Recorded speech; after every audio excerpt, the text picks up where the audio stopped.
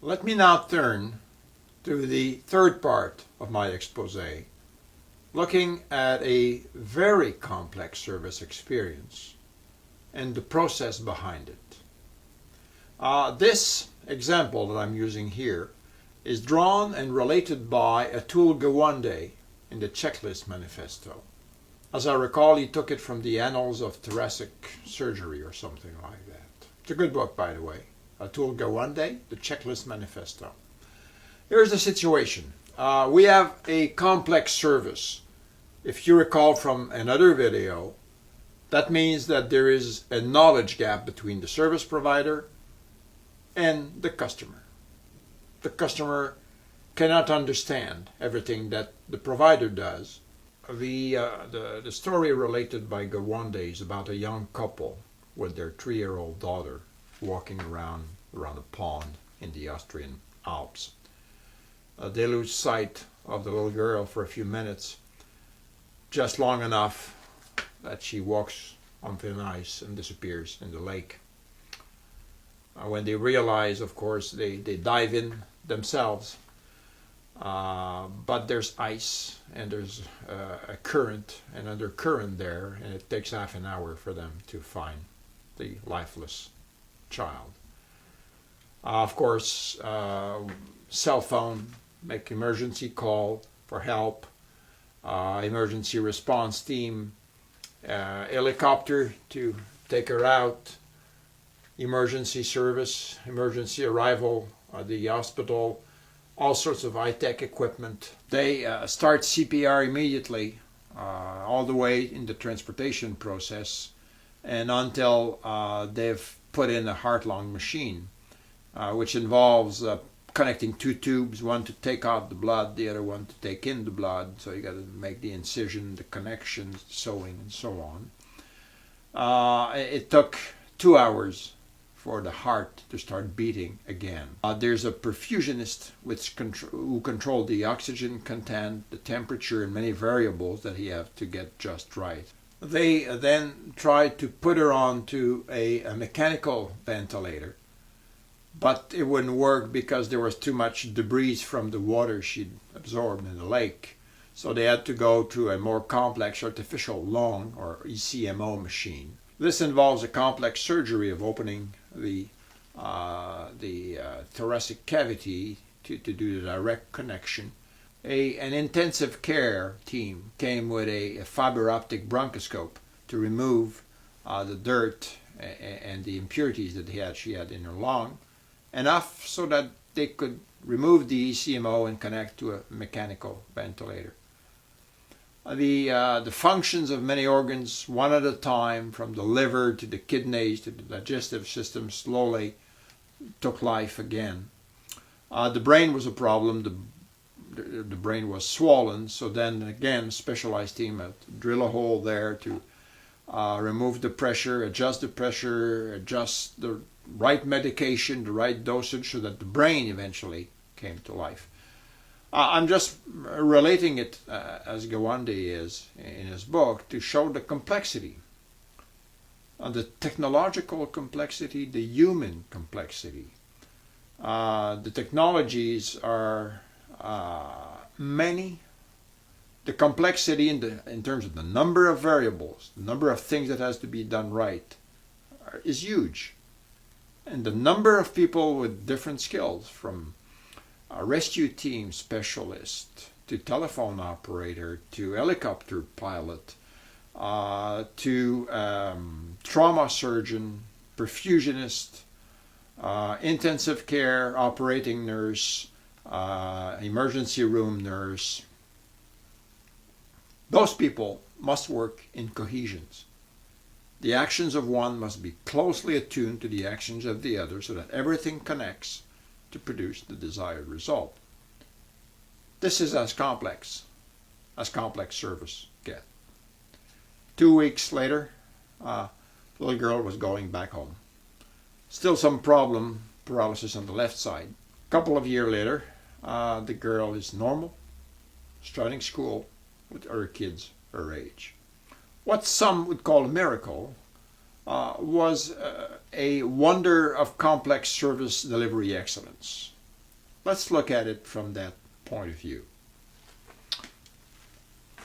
Back to this model here, from the customer need to metrics to process. And I will, of course, focus on the process side of things here. I'm not a doctor myself. I have to depend on Dr. Gawande's recounting of the story. So, a process is a shared and controlled way of doing things, which adds value to an input to produce an outcome for an internal or external customers. It translates into a chain of commitments distributed logically within the organization and between organizations as well. For example, receive and process call produces an output, which is an input to alert emergency teams, which produces an alert as an output, which is an input to dispatch the rescue team, for example. So this is the definition of a process, and this is an illustration of three connected processes. Let's try and look at the chain of connected processes, or high-level value stream that happened in this case, pushing this analysis a little further. Process we can formalize. This is the transformation, alert emergency teams. It's got to start with an input, which is an accident, a report, an accident information. This is produced by an upstream process, which is receive and process call. The output that you produce, action information, is an input to dispatch the rescue team. There are specific requirements to this input and this output in order for the process to function. And as you design this process, there are many decisions to be made in terms of how fast should it be, how many emergencies should we be able to process, effectiveness, efficiency, flexibility, reliability, robustness. Designing a process involves trade-offs between these elements. You can't have it all. You've got to decide, and the context here is essential for this decision, what's really critical. And you've got to make the choices, technology, choice, flow, information flows, in such a way as to really focus on what's critical to the next process downstream and to the overall welfare of the customer. The output is characterized by cost, quality, performance, timing, volume. Designing this process to produce this result needs a good understanding of this internal process need. They are the internal customer. And again, of the overall value stream. By the way, a process exists in an environment, or in environments, political, economical, social, technological, ecological environments. Those are critical for the operation of the process, and whoever designs a process should know about these environments, and when the environments change, of course, the process must adapt to follow the environments. This then is an overview, a formalization of the previous definition. Let's look at a longer sequence of processes. Customer calls from cell phone. Receive and process call. Give advice on the one hand, decide on course of action on the other hand.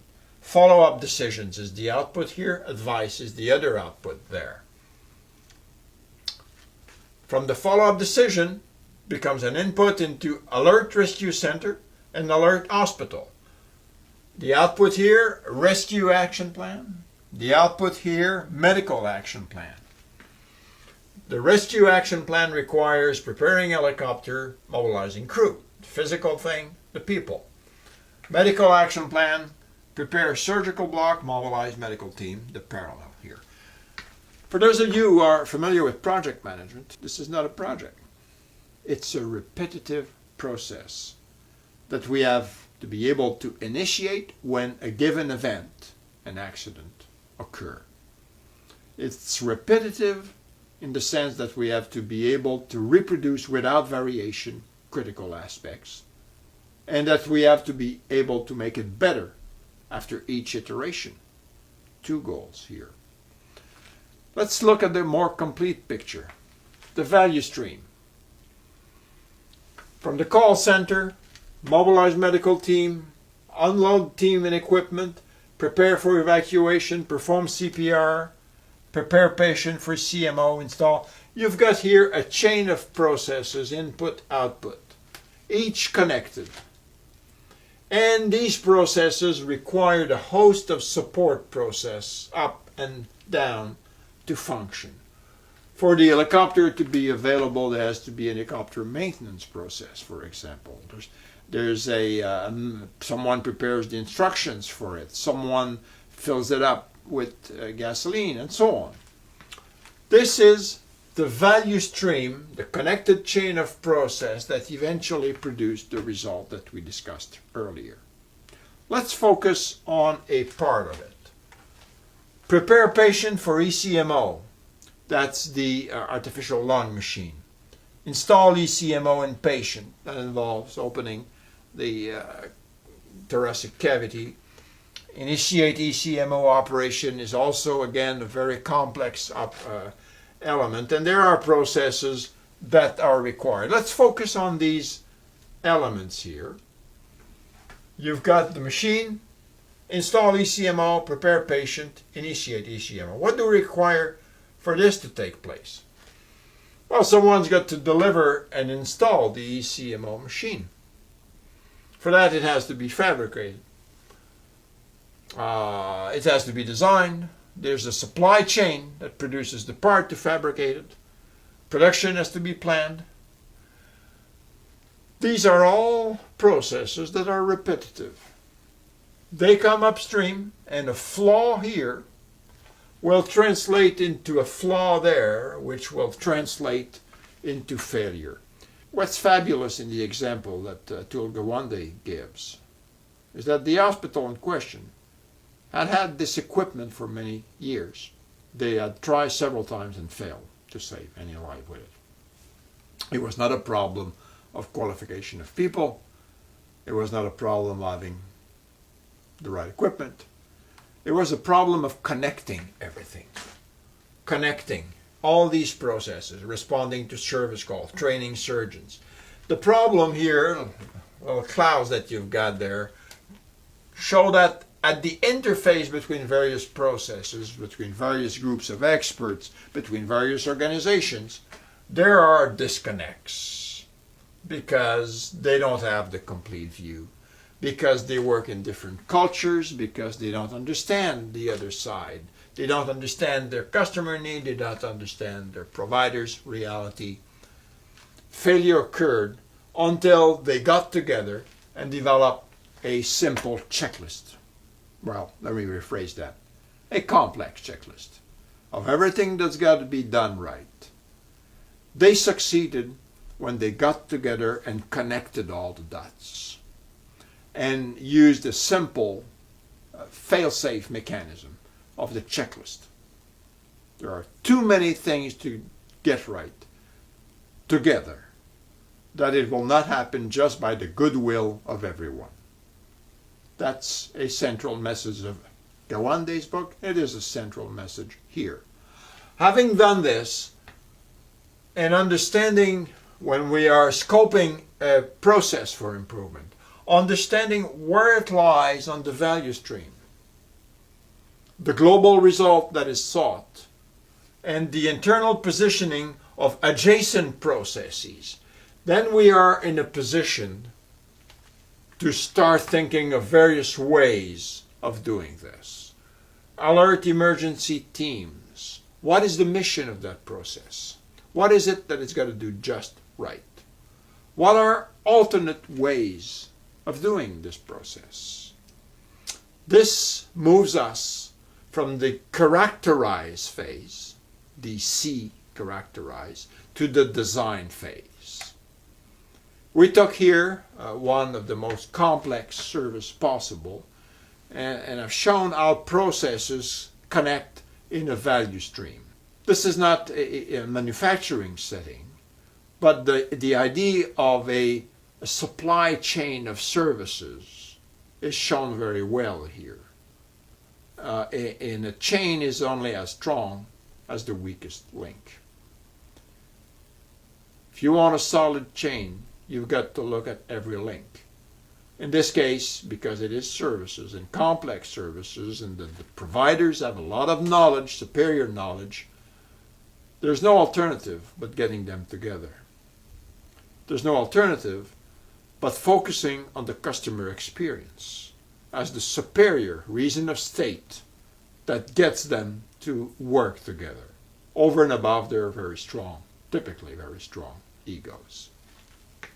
So, complex service and the complex service experience, process definition presented here, a generic process model, high-level value stream, and trade-offs in process design. In a forthcoming video, we will look at the design methodology per se. Once you've defined the project, once you've looked at the customer, the metrics, the processes and their linkage, you are ready to be creative. Define and characterize is not really creative. It is rigorous. But when you design something, there has to be a step where really it's creativity. What are possible ways to do this? And after you generate ideas, you fall back on rigor. Which of these ways is most likely to meet customer needs and the most important customer needs, to focus on the CTS as represented by the CTQs, Ds and Cs, or the voice of the customer. Thank you very much. See you in a forthcoming video.